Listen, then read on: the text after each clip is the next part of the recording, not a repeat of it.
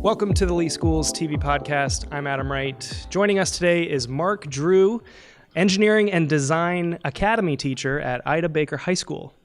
Mark, thanks for being on the podcast. Hey, thanks for having me, brother. Yeah. Before we begin, I want to apologize in advance. I'm feeling a little under the weather, so if I look a little glossy-eyed or anything during the podcast, just feeling a little under the weather. But I am excited, and I know you're a guy with a lot of energy, so Yes, I'm sir. counting on you to bring the energy and help keep me keep me going. So engineering and design, like I said, we're going to talk about some really cool things that you're doing with students and what you teach your students over at Ida Baker. Before we begin, though, you are what we call a career changer, right? So you have not been a teacher your entire professional life. Had no thoughts or ambitions or aspirations of ever becoming a teacher. Never. And I think that's most of us in society. We grow up and we just want to go live our lives, make our money, and be happy. It's like, that's not about giving back to the rest. I want to teach kids. I have my own kids. Why do I want to teach more?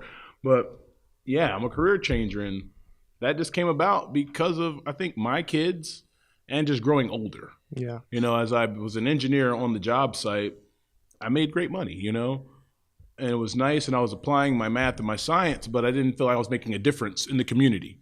You know, I had a little girl at the time, my first one, Shay. She's 10 now. That was 10 years ago. It's long I've been in education.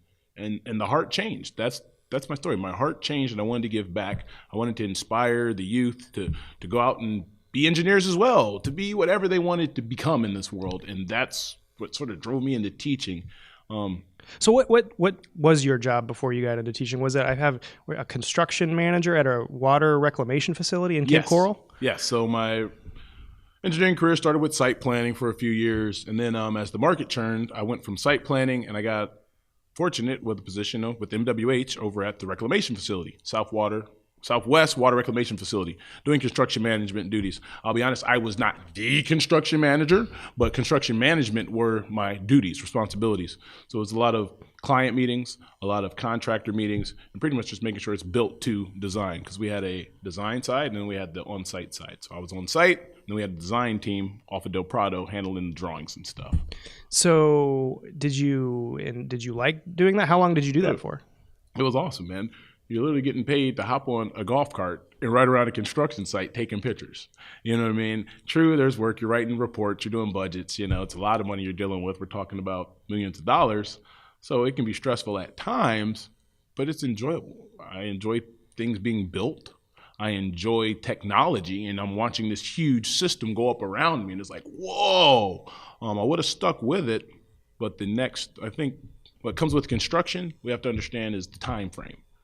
Construction projects only last for so long. So when that job was over, the next piece would have been in Tucson, Arizona.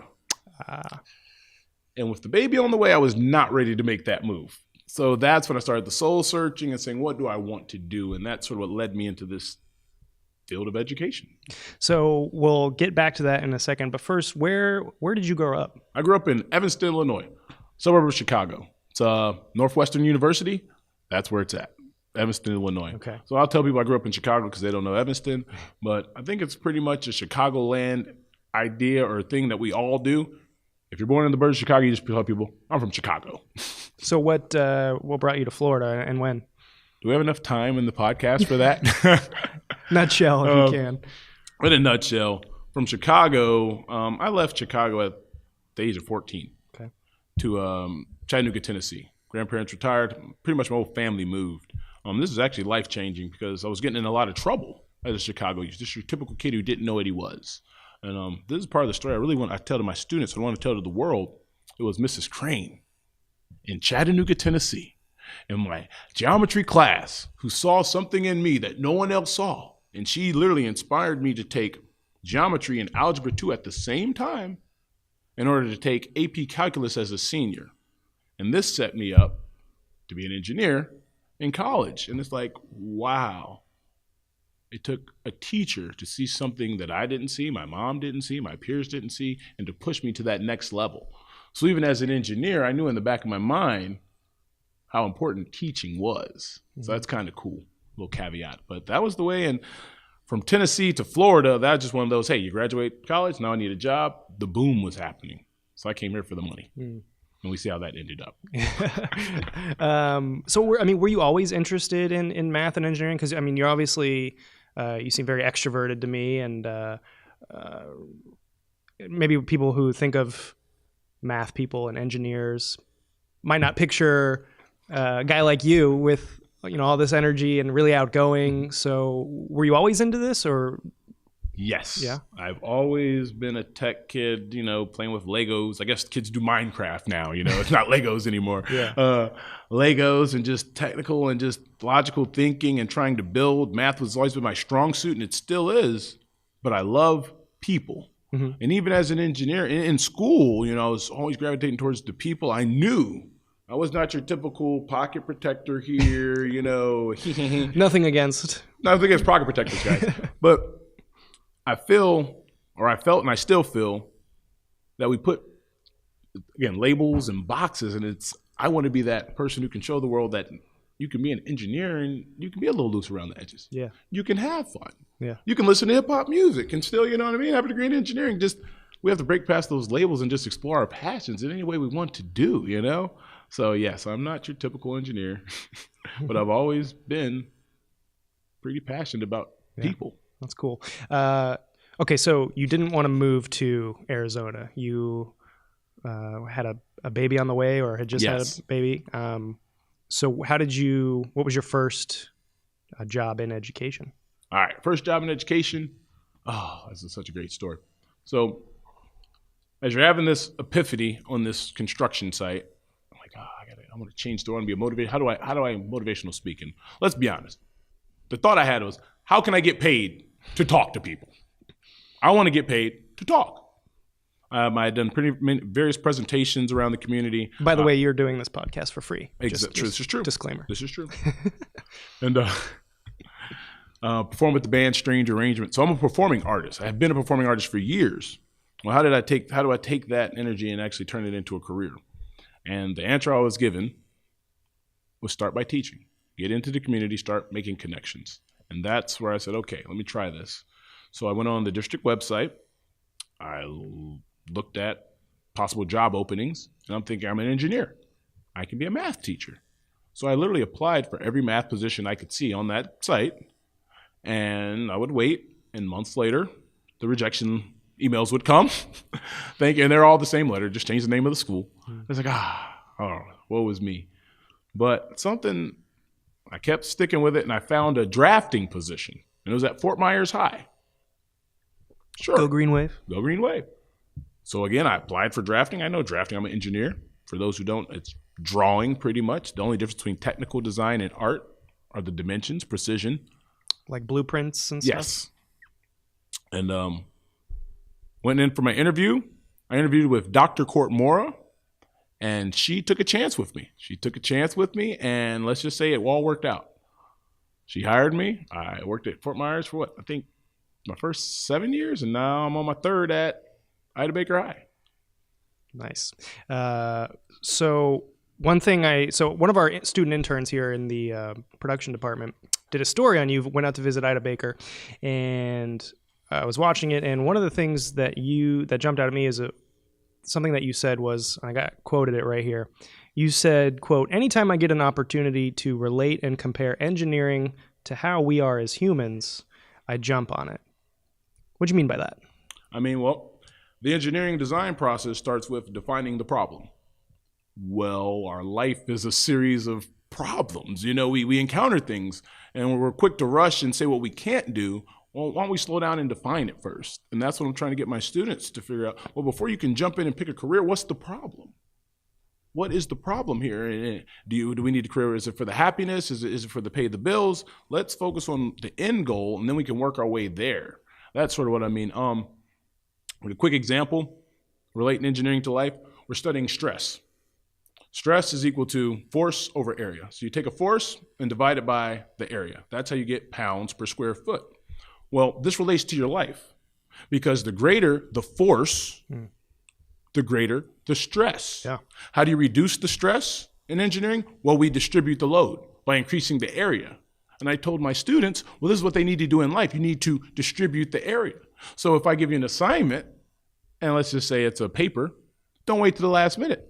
do the work over the course of time that's been given, a week, a month, whatever is given. But we always wait to that last minute to get it, and it becomes so stressful, and we break. And you have to distribute the load. Even as adults, as a mom listening to this, distribute the load. She feels she has to do everything. She has to get them there on time. She has to make sure they're fed. She has to make sure she has all the folders signed, and she has to get in car line, not last, but be in there somewhere, in the middle. And it's like, distribute that load. Find help within the family, within your circle, within your friends, to distribute that load and reduce the stress. I mean, this is a lesson we all can learn. And we know it, though. We know you don't walk out on that ice. You spread yourself out, right? And you gently. And that's what I mean by relating engineering to life. All these principles can be applied to our lives, but we just have to embrace them, and we have to want to change. Yeah. Okay, so let's talk about what you do at Ida Baker, the Engineering and Design Academy. What kinds of things do you teach your students? Well, other than engineering, of course, but I mean, I don't know much about engineering. I mean, I know generally what it is, but tell me, some specific things that you work with, you teach your students. Well, specifically, like yesterday, the whole word was empathy. Like, that has nothing to do with engineering, but empathy. I focus more on making well-rounded, critical thinkers. I like to say decent human beings, before I get to my curriculum of actually talking about forces and stresses and 3D modeling. What's in my curriculum is 3D modeling. That is the brunt of it, and the course of it is technical design and the math that supports it. So we're trying to get a student who's used to an art class to be comfortable now drawing on a computer and creating a blueprint of some sort. Now, some may go the architectural route, some may go the manufacturing route, but still you have to make something now that is going to be built in this real world. That's the idea. When it comes to the math concepts in engineering, I don't get too in depth because a lot of times it's based upon prerequisites. So if a student is currently in algebra, I can't jump him up to that pre-calculus level and jump it into SOHCAHTOA. Sine, opposite over hypotenuse, cosine, adjacent over, okay. Yeah, I got it. Yeah. All right, that stuff. So really, it's just the basics of how to draw on a computer. That's where they start at level 1. By level 3, I want my students making their own designs. And I don't care if it's a building, I don't care if it's a part, I don't care if it's a video game, but it needs to be something that reflects them and their passions where they can be happy and say, I made that. Because we have so much destruction in the world. Let's start creating again. So you use a lot of 3D printers. Oh, yes. So I've always been fascinated by 3D printers, and I know they've been around for a while and they've gotten more advanced, but I've always just kind of wanted to know how the heck they work. So can you explain Definitely how a 3D printer works? So my kids, we build the models. I can't tell you how the computer does the calculus. We click our buttons, move our mouse, we do our drawings, we extrude shapes, and we send this shape to a printer. So then what this printer has to do, it has to break each layer of that shape, or layer, into a design, into a path per se. And what it does, it lays it out like icing on a cake. So if you were to imagine the baker doing a layered cake with icing, that is literally how it's laying it out. So it's just like spitting out plastic? Spitting out plastic in a small stream of 1.75 millimeters at a time. That is literally But really fast, right? No? Really slow. So each... I know it takes hours to make something. I guess what I was trying to say about 1.75 millimeters per... Like, how fast can it do... It does 1.75 millimeters. Well, how many seconds? It would be hard to measure. Okay. Because when I say 1.75 millimeters, I'm speaking more of the diameter of the filament coming out. Oh, gotcha. All right. The thickness of the layer it's laying, that can be adjusted. Okay. So usually you're laying down anywhere between 0.2 and 0.3 millimeter thick layers. And it just keeps layering up, layering up, layering up. Also, when we're talking about time, how big is the print? How wide is it? So not the fastest technology, but very innovative. Yeah. And I feel it's user-friendly. I feel we have a lot of room for advancement. And I think really just giving the kids the opportunity to get in there and understand it and build the designs, that's going to put them in the forefront for what's coming around the corner. And it's coming. What do you think's around the corner? Oh, I mean, You go on YouTube now, you're seeing 3D printers with concrete. There's 3D printers with stem cells. How scary that is, like Wow. Dr. Frankenstein type stuff. You can 3D print with wood. Like, what? Really? I had to go, I'm like, how do you 3D print with wood? And apparently they're using I've only ever wood seen shavings and adhesive. So if you can get something into a powder, into a dust form, and add adhesive, you're printing with it. And I'm like, wow. So this is where we're going. Yeah. And I envision this world where the price comes down. We all have these objects in our house, and then something breaks, and you just, Man. print yourself a new, whatever it may be. Like the Jetsons. You know, but are you going to have to buy it from somebody? Or will you be the one who says, you know what, I can design my own and just print it? And that's where I want my students. I want my students and all students of Lee County to be in a position to where they're in control of their own future. I don't want them to be consumers. I don't. I have an issue with consumerism. I want them to be producers. I don't want them to be on the team. I want them to own the team. I don't want them to play video games. I want them to make video games. So it's like this whole paradigm shift. And I don't think a lot of our students, or even adults for that matter, realize they have the ability to do that. Mm-hmm. They want to play the game. No, own the game.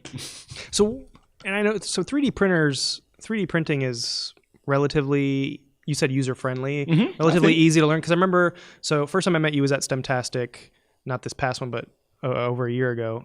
And you brought some 3D printers. And I remember seeing, little elementary school students learning how to use 3D printers.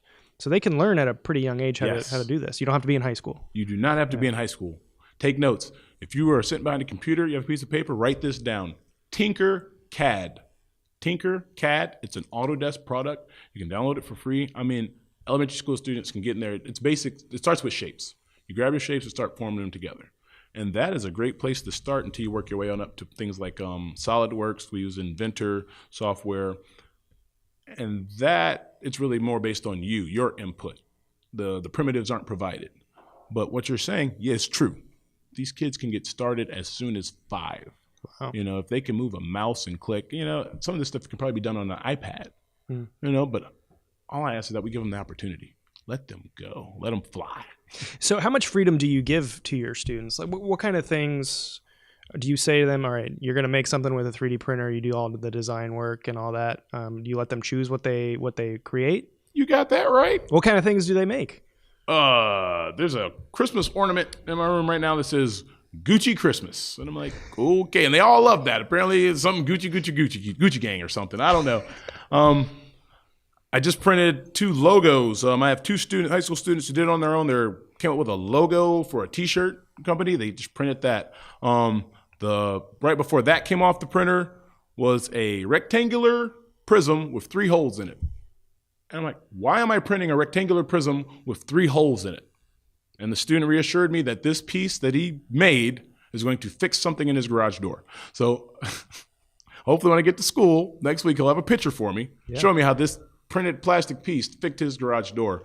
I've had students do swords, like cosplay swords. I had a request for a 300 helmet. Guy wants to do a Spartan helmet. It's going to have to be put into pieces.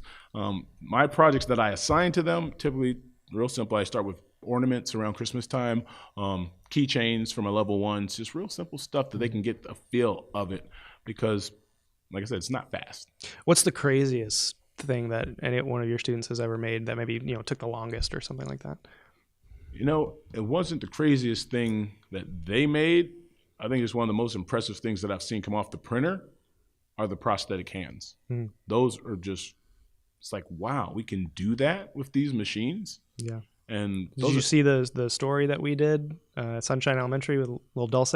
Yeah, that was cool. Those are amazing. I mean, it's a 19-hour print, but that's something that can go change somebody's life. Yeah. To me, that was the most amazing thing with the printer. Other things are just moving parts. Like you can print with moving parts and hinges and interlocking, changing. Like, how is that possible? But it's all about how you set it up, a little critical thinking, and you're in there. The kids are wild. They always try to print who knows what, inappropriate stuff. And you got to put the brakes on that. But they're kids, man. They have imaginations. They're going to run wild. So another thing I wanted to talk about was, it seems like you have a love of music. Oh, yeah. because in the story that our intern did on you, it starts off with you playing the ukulele and singing, I think just riffing some random lyrics that just popping into your head. But so do you bring the ukulele into the classroom a lot? You got that right, man. Music's always been a passion of mine. Even to the story I talked about, Miss Crane pulled me out of geometry and put me in algebra 2. Well, she didn't pull me out of geometry. I had to actually drop chorus. Like I was a chorus kid and I had to drop chorus to do. So I felt like engineering maybe put music to the side. And as soon as I got out of school, I started getting into the open mic scenes and doing poetry and rapping. And I'll be honest, I was a rapper. I was a rapper. I'm a hip hop kid. I grew up rapping.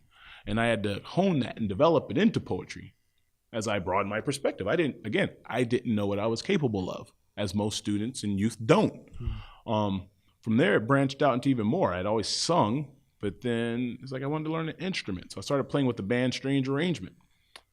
And the ukulele thing all started with the kids. That was all students. I don't know where the ukulele craze came from, but I think it's about 5 years ago, and half the school is walking around with ukuleles.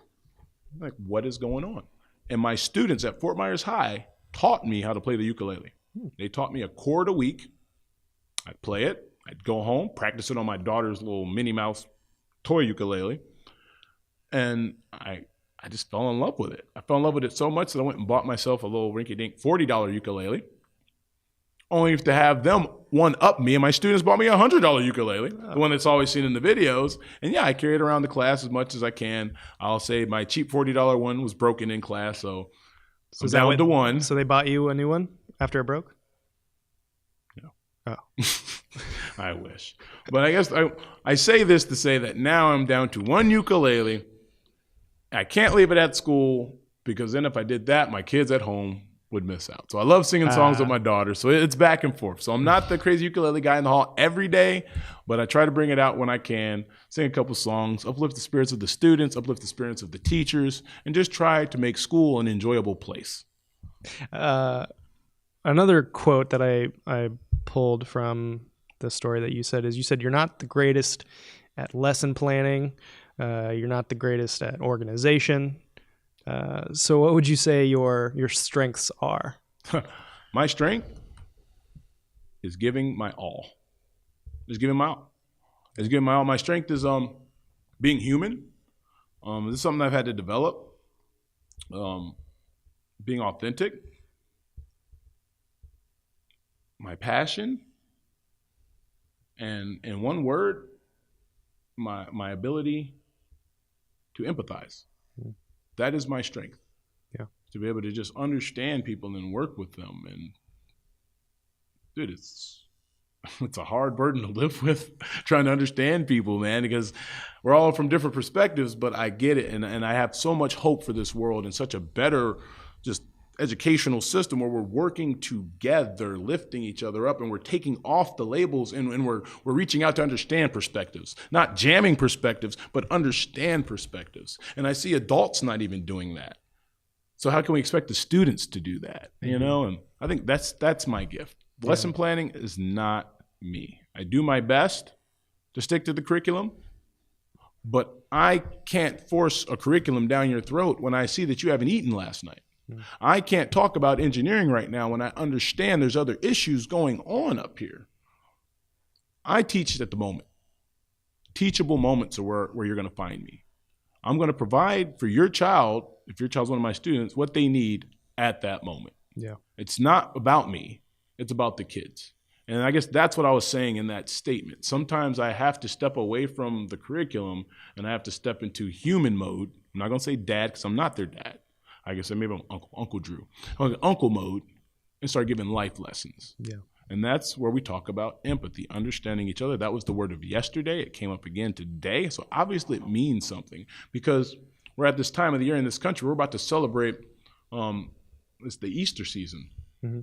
And this is about a story of this all-knowing infinite being like Thanos with the infinity rings, right? And he can do anything. And what does he do? Instead of snapping, he snaps and goes to the lowly places. What? And they wrote a whole book about this, about all infinite Thanos, for lack of a better word, a word that might offend someone, coming down into this mortal lowly form to experience that. And half of that book is about that. Yeah, I think I've heard of that book. Amazing, man. Empathy. Yeah, you said it's key to be understanding, and I feel like there's such a need, in 2019 for healthy debate and just conversation and listening to people who may have different perspective on life or different, thoughts on, all sorts of different things. And I had the word authentic written down, and you've already mentioned it before. And it seems, really important to you to be authentic. What does authenticity mean to you, to be authentic? It means I'm taking off my mask. I'm not wearing my social mask anymore. We're all wearing them, and we discussed this in class.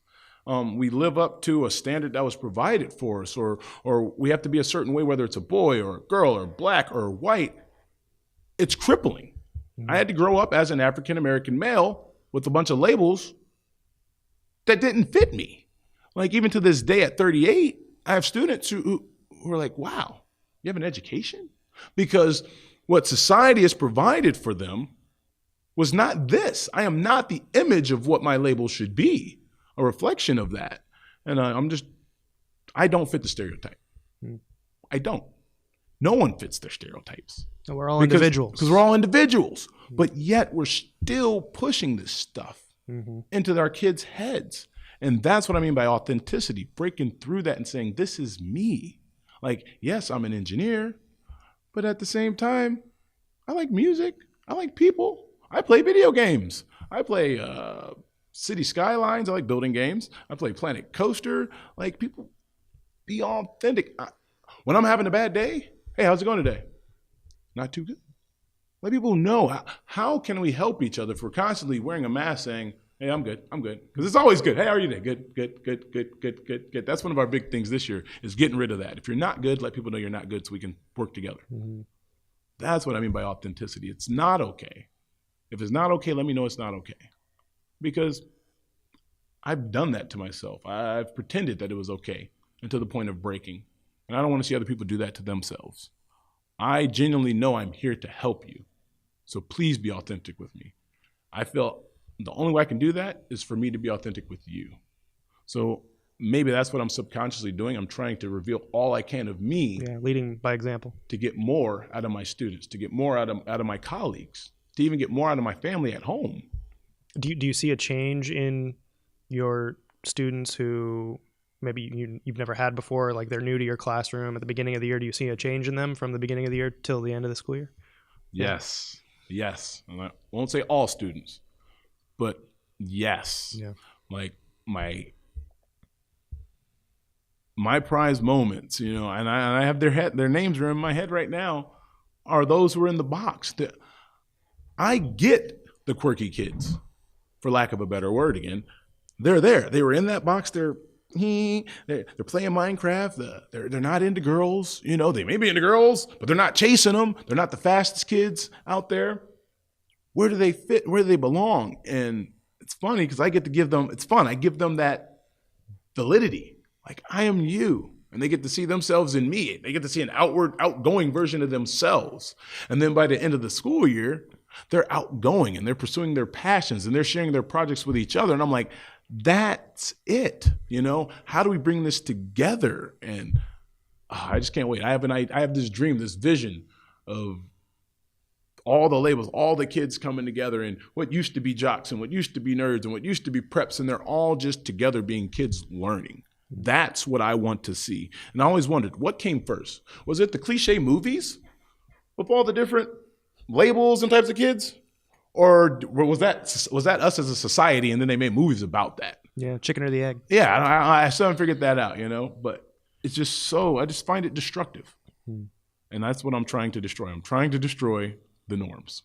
We're going into a new world or new age. So how have you changed as a person since becoming a teacher? I know that we've had other career changers on the podcast before, and they talk about they were working a different job and they felt like their life was missing some purpose and meaning, and they wanted to get into teaching to give them that purpose and meaning. You said you enjoyed what you were doing when you were an engineer before getting into education. But how would you say that you have more meaning and purpose in life now as compared to that? Oh, yes. Yes. There's a lot more purpose, and the meaning is clear. And I can tell you that it has evolved. It has changed. When I started, yes, teaching, you thought it was about the kids. It's about the kids, about the kids. I'm a teacher, it's about the kids. I'm teaching the kids. I will say in the past year or so, I've understood that it's more than just kids in education. I have a responsibility to help and inspire and push my colleagues as well. I have a responsibility to help and push and inspire my administration, my superintendent, and whoever else is involved with education. Because if I want to change the world, I have to change it from all aspects, all avenues, and help everyone I can help. And to push yourself as well, I bet. And to push myself. That's funny you mentioned that.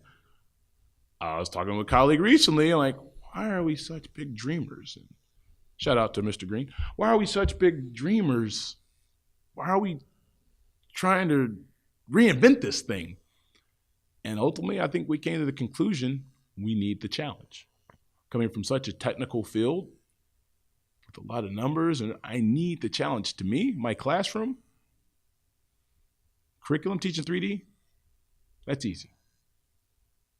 Getting everybody on the same page, that's hard. Yeah.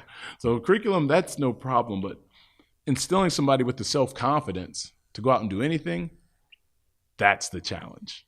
And to do that on a school-wide level, well, come on, let's go. All right. Are you ready for like a speed round? Heck yeah. All right. What's your favorite book? The Four Agreements.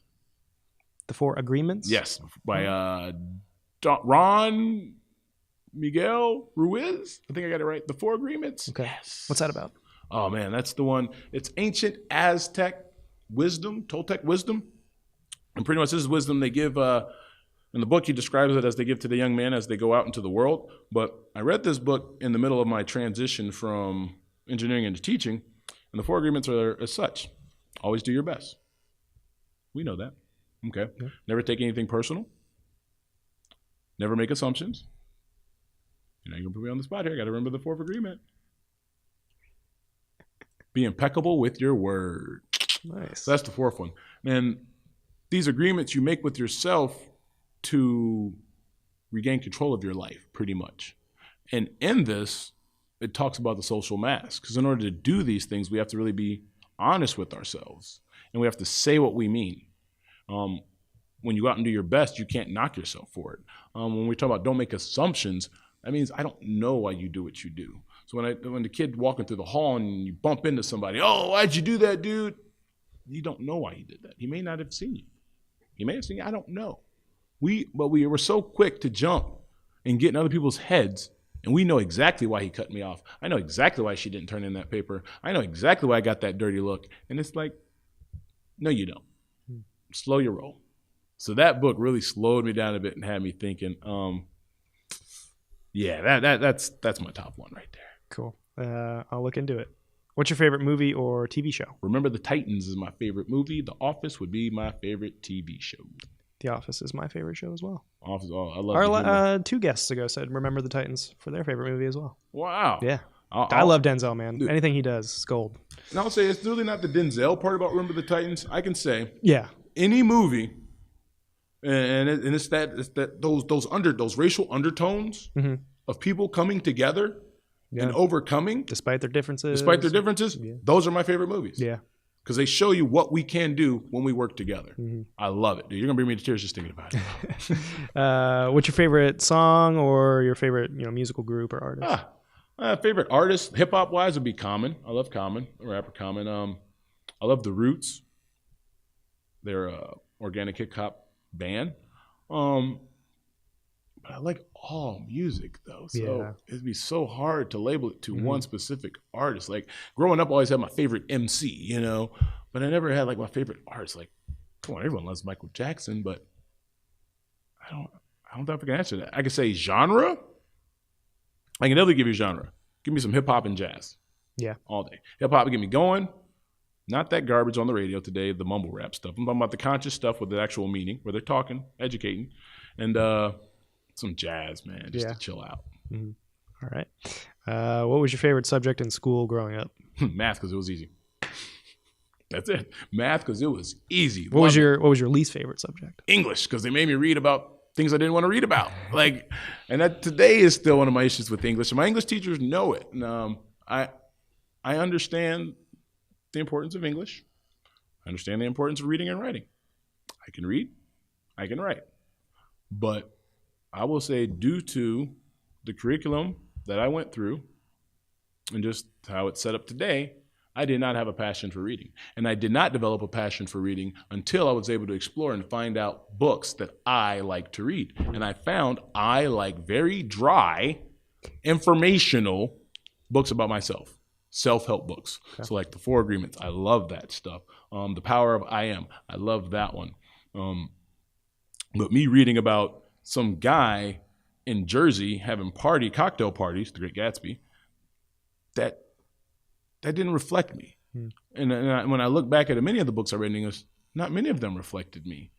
And I feel this is one of the fallbacks in education, where we have an opportunity now to really get some self-exploration going, and we're getting the kids to look outward. And I know they need to understand the outside world. I see that. But how can we send them out there when they don't even know how to process it within here and how they relate? And maybe it was my teacher's fault, maybe it was my fault, but I just could not relate myself to any of those books. And I read them all, man, from The Gatsby to The Odyssey to even To Kill a Mockingbird. And that was a great book, but looking at the African-American, he's on trial. I'm like, oh, come on, where's the story where I get to triumph, Yeah. And it's like, so yeah, I didn't like English. And then, English. But I will say, that was a great opportunity for me to hone my writing skills. That's where I developed my ability for rapping and poetry, because you get those vocabulary words, and instead of writing sentences, I was writing rhymes. Nice. All right, last one. What if you could have dinner with anyone, living or dead, who would it be and why? Putting you on the spot. Anybody. I'm about to say MLK. It's a good one. I'm about to say MLK, dude, because I don't know how he did it. So passive. And just easy going. And I see myself following along that side. You have more aggressive types, you have more passive types, and I'm more of a passive type.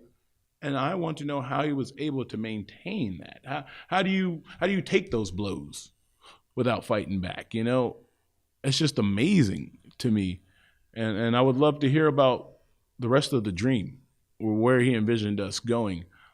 I feel my generation, I was born in the 80s, I feel we sort of lost sight of things. Everything was all good.